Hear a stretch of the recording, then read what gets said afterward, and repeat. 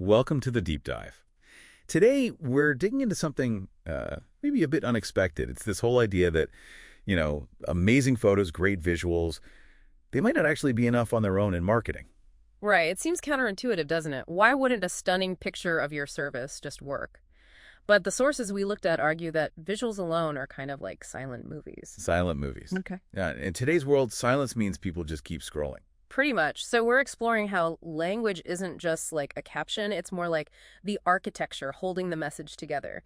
The mission here is to understand that shift from just posting a picture to really anchoring its meaning. Anchoring. I like that. And the sources kick off with a really cool example, that old Volkswagen ad Yeah. from 1959. Oh, the Think Small one. Yeah, classic. Remember, back then, American cars were huge, all chrome and fins. Totally. Bigger was definitely better. Then VW comes along. With this ad that's mostly just white space.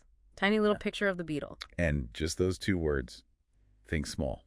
It was such a jolt because it completely defied expectations. It wasn't selling features. It was selling a philosophy. And those words focused everything. Turned the little car from maybe cheap into something smart, almost revolutionary. Exactly. Which brings us to why that language part is so critical. Think about someone seeing your visual, let's call her Sarah. Okay, Sarah sees the picture. Her brain is actually doing two things at once. First, what am I literally looking at? Visual interpretation, got it. But second, and maybe more importantly, what does this mean to me? Ah, the personal relevance part. Right. So if it's just a photo of, say, a gym, Sarah's brain has to guess, is this place super intense? Is it welcoming? Is it for beginners? And guessing takes mental energy. It does. And if the brain has to work too hard to figure out the meaning, or if the meaning is ambiguous... It just moves on. It scrolls. Cognitive overload leads to bailout. Which ties into this concept of cognitive fluency. Our brains prefer messages that are easy to process. Simple feels true. So, clarity creates trust. Don't make your audience work to understand the basic message. You got it. That verbal anchor, those words, they provide the shortcut to meaning.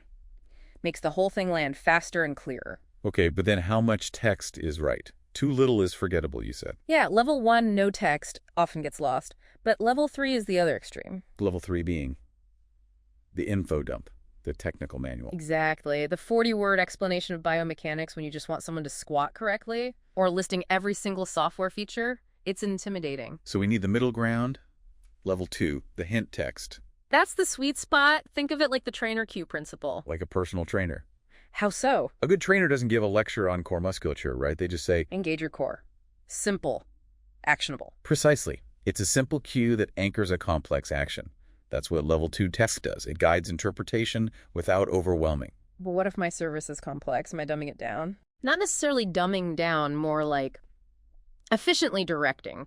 You're giving just enough for the audience to connect the dots themselves, to sort of finish the sentence in their own head. Okay, that makes sense. It gives them a sense of discovery. And that leads us to the toolkit.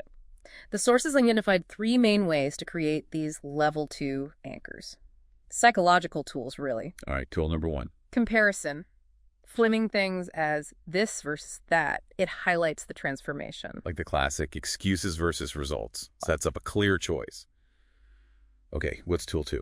Similarity. Using metaphors or similes. Finding something familiar to explain the unfamiliar. Like the yoga class example, calling it your weekly reset button. Yeah. You borrow the positive feeling of resetting and attach it to the yoga class. It transfers the emotion. Clever. And the third tool? Connection.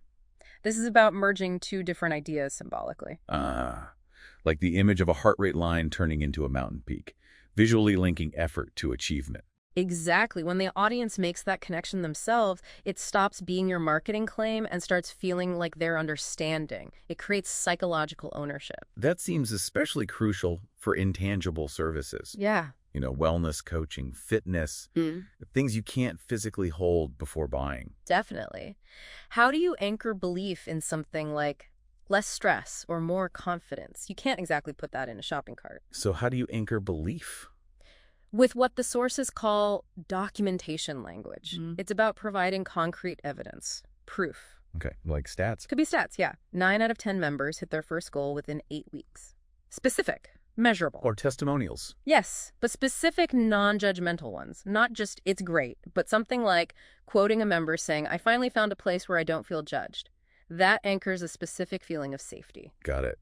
So bringing this all together for, for you listening, the takeaway is that words aren't just descriptions, they're directing thought, like cognitive choreography. You're literally guiding how people process and feel about what you offer. And often, the clearest message is the most effective, not the loudest or the flashiest. And thinking bigger picture, the words you use in your marketing, they kind of become the internal voice track for your potential customer even before they join. Which leads to a really important question to ask yourself, right? Look at your current marketing stuff. Are you just describing what you do, just showing the pictures? Or are you actively using language to program how your audience thinks about it, how they see themselves succeeding with you? Something to think about.